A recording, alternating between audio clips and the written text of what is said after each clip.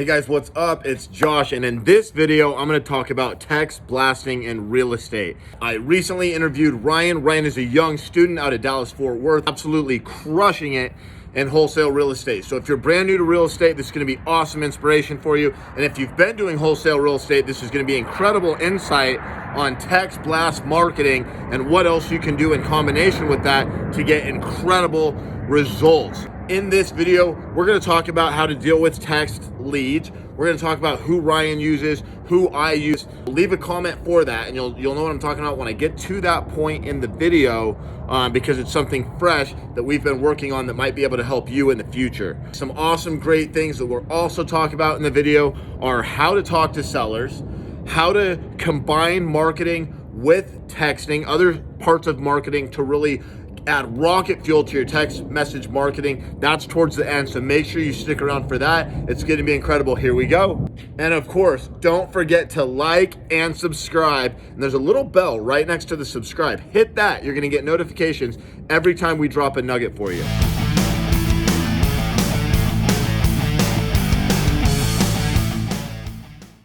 Ryan, my man, how's it going? I'm doing good. How are you?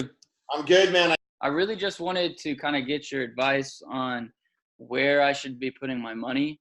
Now that I've got, a little bit of a budget, not a crazy budget, but I got a little bit to play with now.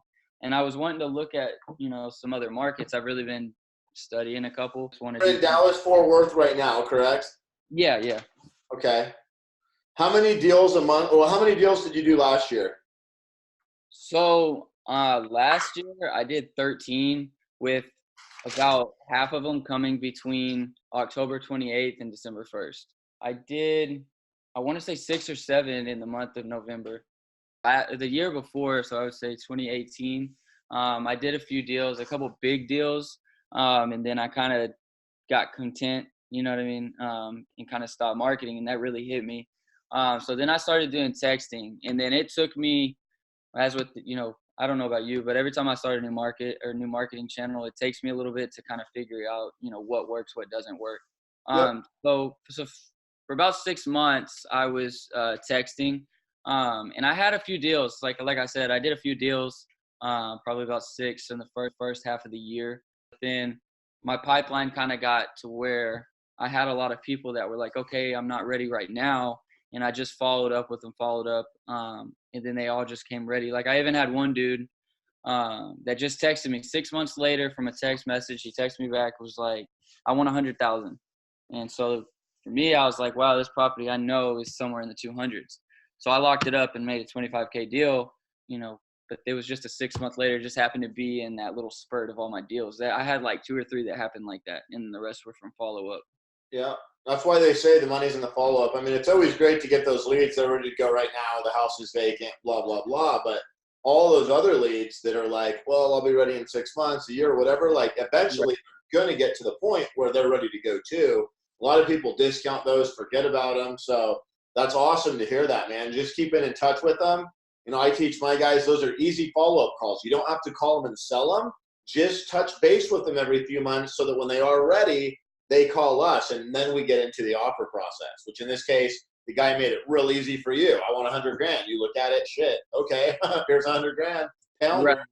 So, and then let's say fast forward to December, all my deals closed. And then it started slowing down, but I have a couple people I started getting, I want to wait till I got people that are like, oh, I want to wait till the beginning of the year or whatever. Or I probably have 4 people that are at numbers like where they're going to be super deals. I just can't get them to commit for whatever reason, or they'll go ghost on me and then they'll finally answer and then they'll ghost again. Are you doing anything to create urgency when you get into that offer process? So I do. And then, so the first thing I do whenever I talk to people, obviously, is, get their price. And then I try to see if there's any deal killers, any reason why they wouldn't sign. And then, once they give me they're good to go, I try to tell them, well, this is what I use. I use the thing that you taught us back when we went to Jacksonville. I don't know if you remember that one with, was it? Yeah, with James Hawk. Yeah. So it's just saying, hey, like I have another property over here that I'm really interested in buying, but yours is a little bit better condition. It's more convenient for us. But what I can't have happen is, you pass up or you wait, and then we don't, the other people, we tell them no, and then we don't have a house to buy. So I use that one a lot. But for whatever reason, they're just like, oh yeah, yeah. So for example, I have one. He wanted 55,000. I got him to commit to 45. Could sell it for around 75, and he was just like, well, I'm going to Louisiana for the holidays because he wants to move back over there. That's why he's selling. And he's like, when I get back in town Saturday, we can do a contract or whatever. I'm like, okay. So come Saturday, I call him, don't hear from him again. Finally get a hold of him. And he's like, okay, let's do it. Never hear from him again. Did he know where he was moving? Yeah. So he knew the exact property he was going to be moving into? No, I don't know that one. So that's one of the first things we find out up front in the beginning of our qualification call is when they're moving and where. So if they're like, yes, I'm moving to Louisiana, our next question is like, oh, great. Have you signed a lease yet? Or if you do you already have a property there? Are you moving in a family? And we want to know exactly where they're moving, because that's what will happen. Sometimes people are like, in their mind, they're like, well, I already know where I'm going. I'm going to Louisiana, so I'm ready for an offer. But then all of a sudden you start talking numbers, and then they're like, well, wait a minute, I need to find my actual house or apartment or wherever. And so they kind of sounded like they were ready to make a decision. In their mind, they even thought they were, but they're really not. It goes time to signing the paper, and they're like, well, wait a minute, what if I have to be out on this date? And what if I don't find an apartment quick enough or a new house quick enough or something? So right up front, finding that stuff out is key, because if I get somebody and they're like, I'm moving to Louisiana, and I'm like, great, do you know where you're moving to yet? And they're like, no, I don't, but I'm going to be going out there next week. Then I'll pin them down, and I don't want to get into the offer. I mean, I'll still ask them, like, what do you want for the property? And that stuff in the beginning that we talked about during the qualification call, but I will not get into an offer process or anything like that. I'll tell them like, well, great, go to Louisiana, find where you're moving, all that kind of stuff. And then let me know as soon as you're ready, because I'm looking at this other house, and I'll kind of try to use all of that to speed them up and create urgency. Because if they know you want to buy their house, but you only have so much money and you're also looking at another one, that'll get their butt in gear. And instead of taking the first day or two in Louisiana, gambling or whatever, right? They're going to actually go look at apartments or houses or whatever. And once they lock that down, now they're 100% ready to sell. So I don't know for sure if that's what happened with your guy. Sometimes it's just that more time goes on, they start talking to more people, because all of a sudden they start to become like, okay, this is real now. We're actually going to sign a contract with somebody in the next week or two. And all of a sudden they're more open to talking to other people. And if somebody markets to them in a hot market right now, there's a good chance somebody texts them or emails them or calls them or sends them a letter during that week, right? Now all of a sudden you have competition. So you close some deals. You've got some momentum going right now. What's your marketing budget looking like?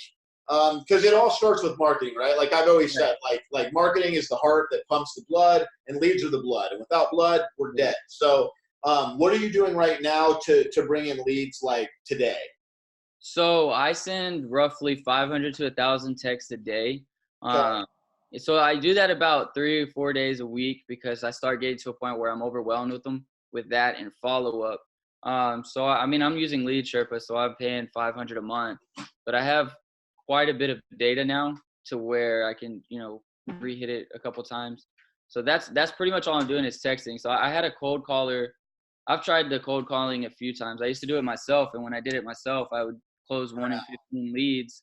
But again, and I wanted to delegate it, and I found out the hard way that obviously, when you if you do it yourself, you get burnt out. If you delegate it, they get burnt out and they suck. The way to make the cold calls is you got to do the automated thing. Use CCOS. You've been through that, right? You know what that's about. Yeah. Send those calls out, man. I mean, those calls are going to call. I'm not saying don't do the texting, right? We're doing text blasting right now also, but calling is cheaper, and you're going to get people on home phones that you can't text that are going to be awesome deals. That 65 plus crowd that have a lot of equity, they value convenience.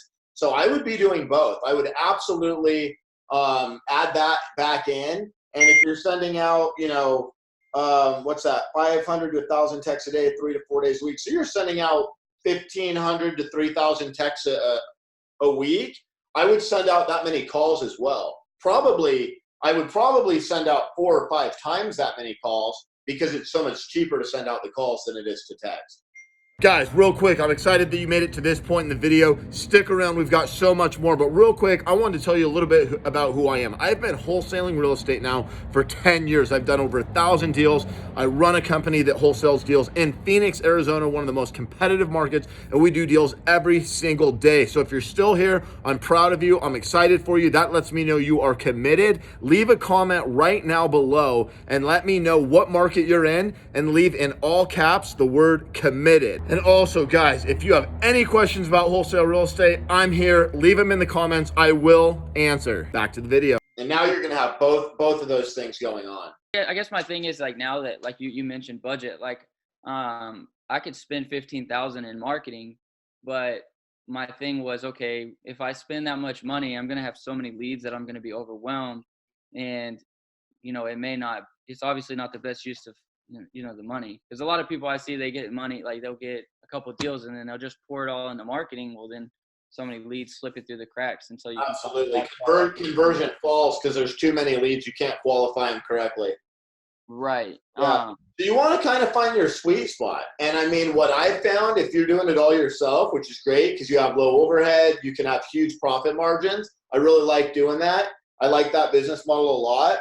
What I found is somewhere around 3 to 7 leads a day is optimal. Because on a slow day that maybe you only have 3 leads, that's fine. You're working on your other deals. You're working on your marketing. You're running errands. You do whatever. You have a day where you got 7 leads. You're a little bit busy. You're comping properties. You're going to be making offers on at least a couple of those. Maybe you're going on an appointment, etc. So I would try to scale your marketing and reverse engineer your response rates to get you on average, let's say 5 leads a day. Because if you're getting 5 leads a day on average, that means one day you're getting 3, the next day you're getting 7, the next day you're getting 4, the next day you're getting 6, the next day you get 2, the next day you get 10, right? And so I would try to kind of, figure out, knowing your response rates is key so that you can keep that even keel. And if you decide that, hey, I'm getting through all these leads, I'm closing deals, and look at your conversion, and then you can pump it up and you can say, okay, now I'm going to average 8 leads a day and watch your conversion. And as long as your conversion doesn't fall, great, you make more money. If your conversion starts to slip, then you say, wait a minute, I'm spending more marketing to not make any more money, and you turn it back down to 5. But in my experience, about 5 to 7 leads per day on average for one guy is pretty solid. And so, some days it's going to be easier than others, right? Like one day you might get a lead and they're like, yeah, I'm ready to sell in 6 months. And it's a pretty short conversation. You qualify them, you build rapport, and you put them in your follow-up thing. That doesn't take a long time. And then the next lead might be like, my house is vacant, I want an offer right away. And you're literally like comping the property, you're going and meeting with them, right? It could take like a whole long time. So some leads are going to take 15 minutes. Some leads are going to take, could potentially take 3 hours. If you're on the phone with them for half an hour, you drive to the property, you're comping it, you go over the contract. So around that average, that's where I find if you can consistently do that, and if you're doing on average 5 leads a day, right, and you work 5 days a week, in most months that's going to be 23 working days. That's 115 leads. If you're converting 1 in 15, which is where you should be able to be, that's what's that? For 7 leads, 7, 8 leads. My math, forgive me if my math's incorrect. But even if you're 1 in 25, that's still 4 or 5 leads. And if you're averaging even $10,000 or $15,000 a deal, you're crushing it. So let me backtrack a little bit. When the 1 in 15 is when I was actually on the triple dialer myself. A couple years, like maybe a year ago. That's what my numbers were. But with texting, you mean? Yeah. So, but texting, it's actually a lot higher. Just because, I probably get. Because you get more tire kickers. It's easier for me to a text. Yeah. And so I don't necessarily, my numbers are a little skewed because I don't actually push those over to my system. If they're not ready to sell, they actually wanting to sell, they're not getting pushed over. A lot of times you'll get people that just want an offer, but then they have absolutely zero intentions of selling. So what I would try to do, and this is what we do with our text blasting, if they say, yes, I want an offer, try to get them on the phone. Call, Right. right? And if that doesn't work, eventually maybe you shotgun an offer. But I've never been a fan of shotgunning offers. I want to know where they're moving, when they're moving, and why they're selling. And with that information, now I know, are we ready to talk, to negotiate and talk numbers? Or do I need to follow up? Because if they're not really ready to make a decision and I throw them out a lowball offer, when they are ready, I'm never going to be able to get a hold of them. Right? So I would rather keep them in follow up and tell them, look, when you're ready, it's going to be the easiest sale of your life. I can work with whatever your situation is. If you need some extra time in your house, whatever, that's a little bit more of an advanced technique. But if you're getting a home run deal, hey, right? And these are the things that are going to make them call you and eliminate competition, right? And then when they're ready, now you can strike when the iron's hot instead of if you lowball them when they weren't ready and then you never hear from them. So I know a lot of guys out there, they preach, make offers, make offers, make offers. I think that's completely false.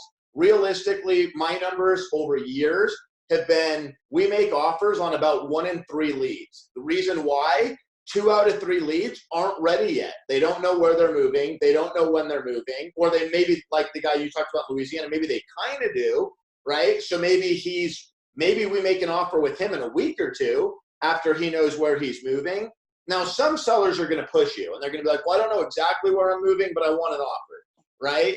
Right. And I always say the tie goes to making the offer. Like if you can't, you don't want to piss them off. Right. So, and sometimes you just got to make the offer. But if at all possible, I want to know when exactly they're moving, where exactly they're moving, and if possible, why they're moving or why they're selling. Now I can negotiate hard. Gotcha. Yeah, and I mean, like you said, the whole shotgun method, I've tried both. So like you said, I've switched over to now if they want an offer and they tell me that I ask them what their timeline on selling. If they say, as soon as they got an offer they like or whatever, that they'd be ready, or somewhere along the line. A lot of people say that, but like, if you ask me right now, like, Josh, do you want to sell your house, the house I live in? Right? I'd be like, no. And you were like, what if I get you an offer you like? I'd be like, okay, well, yeah, give me $1 million for my house. I'll sell it to you right now. Right. So that's where it's going a little deeper. And it's like, well, hold on. Like, what's realistic? If you want me to pay you more than you could probably sell with a realtor, I'm not going to be your guy. If you're open to selling it a little less than market value, but you get convenience, there's no fees, it's a done deal, I can work with your move out. If you need to leave some junk behind, that's cool. If you need it a couple weeks after closing, that's cool. And they're like, well, yeah, I might be able to work with a little bit of a discount if you can do all that, right? So that's part of knowing all that, like, why are they selling? What's really going on? We call that cracking the shell. Right? Cracking the shell, and actually means like getting in their head, not like in an unethical way, but to truly be able to bring them the most value, we got to know what the heck's going on. Because a lot of people are just like, well, yeah, give me an offer. So again, sometimes you can't help it. You're going to do all those things, build rapport, ask the right questions, and they don't really tell you, but they really push for an offer. When they do that, we do a takeaway. We tell them, well, look, we've got another house right now. We don't have enough money for 2, kind of like the example we were talking about. And we tell them, like, look, if anything changes and you're ready, call me. But if not, I don't want to give you a number today, and then you call me in 2 weeks or 2 months, and I can't pay that anymore because I don't have the money. And that's like, they understand that, right? And then it kind of puts them, and then they have to make a decision, like, are they actually ready right now? Or are they like, okay, I'll keep your number? Because everybody wants a number, right? Like, it's just an easy thing. But it's just getting a little bit deeper. And sure, some people aren't going to like that. But the people that don't like that because they just want you to give them a quote, they're not usually going to be there's like a 1%, 2% chance that you get that deal anyways. So, and on the deals that are deals, when you do it this way, you're going to have gotten deeper and cracked their shell more, and you're going to make that much more gross profit on that deal. So, right. And most people, truthfully, the better you get at the takeaway, the better you'll get at doing it in a smooth way where they're like, oh, okay, that makes sense. Sounds great. I'm going to keep your number on my refrigerator. We might go house shopping this weekend or whatever, right? Or I'll talk to my sister this weekend, and they'll start to finalize their details. But if they don't know all their details, they're not really usually going to be ready. But I know we kind of went off topic there a little bit. We're talking about conversion, and it's a little bit lower on texting, and you're going to get that because what you're going to get with text is you're going to get people that respond to the text because it's easy, right? There's no confrontation, which is great for response rate, but it's not necessarily great for conversion. So you got to kind of look at both those. And that's why I like doing the cold calling thing as well, because with the automated cold calling, they have to actually physically call you back and be willing to talk to you, right? Oh, yeah. Leads that are like really hot, they want to sell, the house is vacant and they want to sell it yesterday.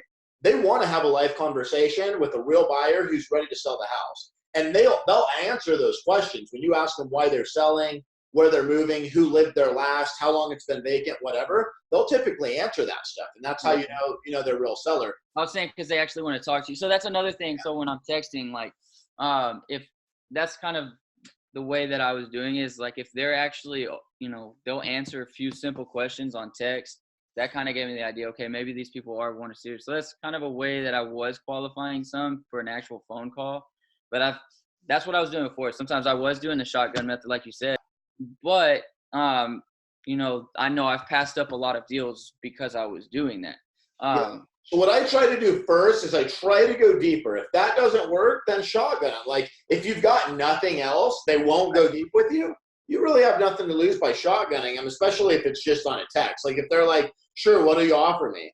And you're like, you try to call them, they don't answer, and you respond to them, you're like, when can you talk? And they're like, no, I just want to know what you'll give me. And then you can still ask them, like, well, do you know where you're going to move yet? And you can still kind of work the same stuff. But if they go cold and they're not biting on any of that stuff, sometimes you can just shotgun an offer and, you will get some deals that way, but it's tedious, right? So you just got to kind of look at all of it again. And if you're working some of these deals, maybe some of them, if you're shotgunning, yeah, you're going to be able to work more than 5 leads a day, no problem. But if you're going deeper with them, it is going to take more time. And one of the, and like you said, if all of a sudden you pour in too many leads, then even the people that you could go deep with, you probably aren't, because you're sitting there going, I've got 15 other people I need to text back. And so it kind of rushes you. And then all of a sudden you might miss out on the great deal that was going to be the pounder, right? Because you're going faster. So those are the things I kind of look at is, your response rate and your conversion and your cost per lead. And then with all that is kind of dial in your plan, for how much does it cost you to get a lead from texting? How much does it cost you to get a lead from calling? If you're doing direct mail, if you're doing pay-per-click, and then how much can you scale those leads, right? And then based on that, based on your response rate and your cost per lead and your conversion, you kind of figure it out. Maybe you're like, hey, I want to work 5 text leads a day because those are quicker. I want to work 2 to 3 phone call leads a day because those take a little bit more time. And maybe I want to work a mail lead or 2 a day, and I think it's good to always have a few things going on, but at minimum, I would be doing the calling and the texting for sure. So let me ask you this, because I did, like I said, when I did CCOS for 2 campaigns. And the first time I did it, I did get a few, I think I got 3 deals from it. I would definitely get some calls out with that. Absolutely. And I'd be calling those 30,000 people like every other month. Okay. When I first started at the beginning of the year texting, I was getting 40% response rate for texting. And then now I'm lucky if I get anywhere between 15 and 20. And that's with changing numbers. That's with changing my message, because I change it, slowing it down so that my messages aren't getting, filtered by carriers, all that stuff. But a lot of people, I guess, have caught on and stuff. I've been thinking about doing some CCOS with the data I have as hitting it, texting and hitting the CCOS. Not be doing CCOS, like for sure you're missing money there. Low hanging fruit. So, I mean, do you see more, you do a lot of owner-occupied deals, right? Where owner-occupied, tenant-occupied, vacant, everything, yep. Okay. So do you see a higher response rate with the owner-occupied versus absentee owners?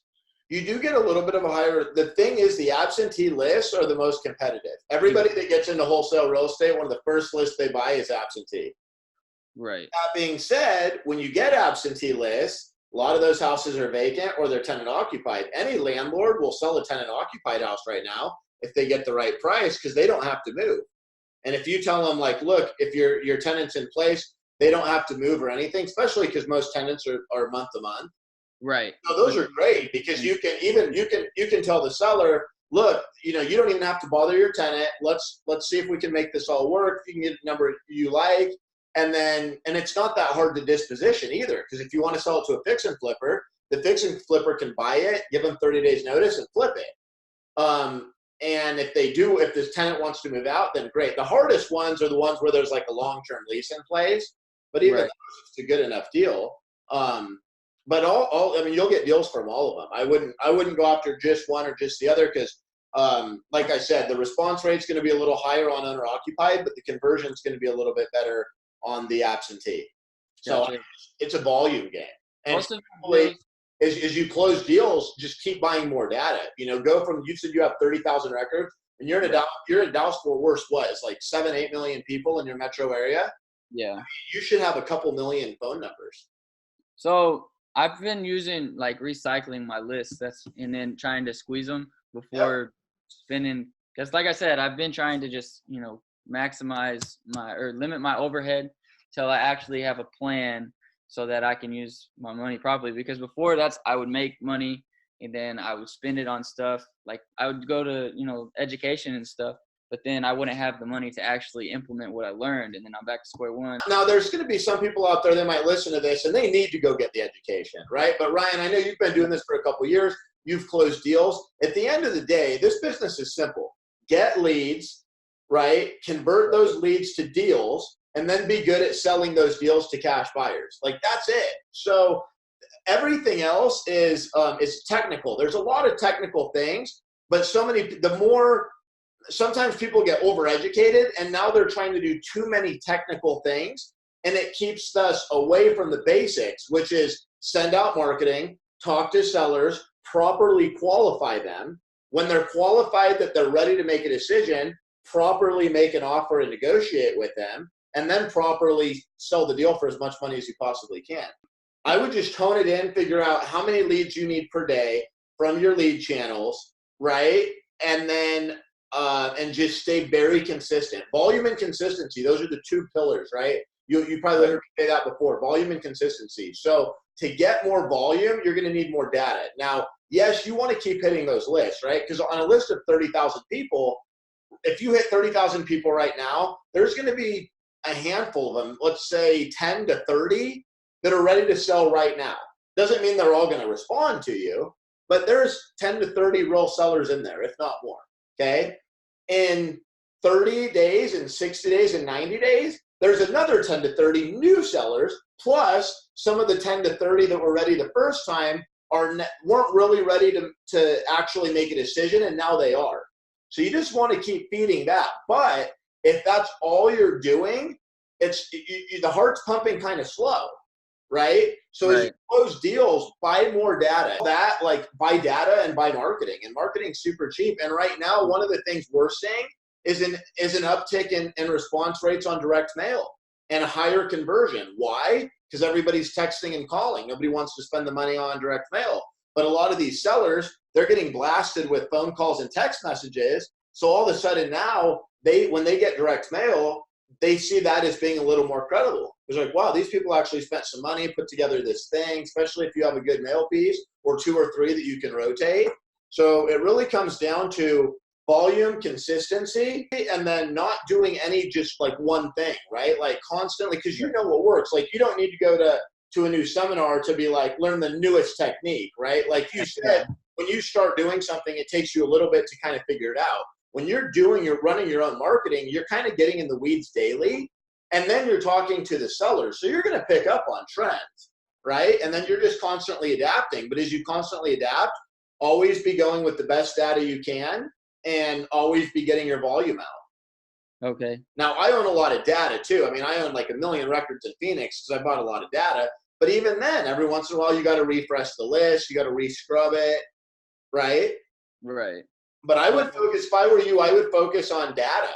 Keep doing the texting, keep doing the calling, and I would do more calling than texting because it's way cheaper and better, and I still think it's better than texting. Everybody loves texting because the response rate's high. But what you really want to be looking at is what's your cost per deal and what's your average profit per deal and your conversion, right? Those are the 3 things that run the business. How much does it cost me to get a lead? How many leads do I need to get a deal? And then how much money do I make on that deal?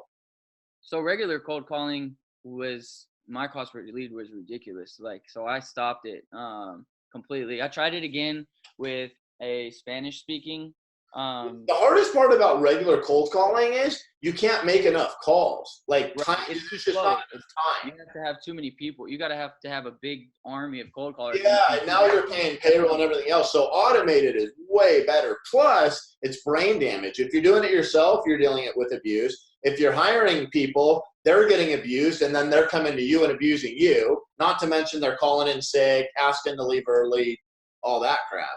So that's kind of what pushed me towards the texting. Because again, when I did it, it was still people were a little slow to it. Yeah. But I liked it because again, somebody's cussing me out. It's through text message. You're not constantly hearing it. I wanted to ask, do you think that it would be smart to go to a smaller market? I don't know what you classify Dallas as a. Dallas is a mega market. Okay, so I was looking at Oklahoma City. Another one that I've really been wanting to do for a while is Indianapolis, and then I seen you're out there. And is your cost per deal a lot cheaper in those markets? Are you still seeing a lot of competition? One of the hard parts about going into another market is number one, underwriting, right? And then number two, disposition. Because you're going to get leads that you think are really hot, and then you kind of learn the hard way putting them under contract, not being able to sell them, that maybe they weren't that good. And sure, you can find the big players in town, like, right? They're good negotiators, but if you got to have somebody to at least go to. But the thing is, in my opinion, if you're going to go to another market, you got to be fully committed and truthfully with the amount of data you have in Dallas Fort Worth and the deals that you're doing. I wouldn't even be thinking about going to another market. I mean, you're going to send marketing out. You're going to get a higher response rate. The people might be a little easier to talk to because they're not getting marketed as much as people in Dallas. But then what you're going to find out is it's harder to comp the properties and figure out what they're worth, right? You can't jump in your car and run to the property. So you got to rely on people to take pictures. Some sellers don't want to sign without meeting you. So once in a while, you got to jump on an airplane. The deals take longer to sell. You end up selling them at more of a discount just to move them. So if you're going to go into another market, like, you got to be 100% committed to going into that market. And until you've tapped out your market, I wouldn't waste my time. All you need to do, Ryan, is get more data.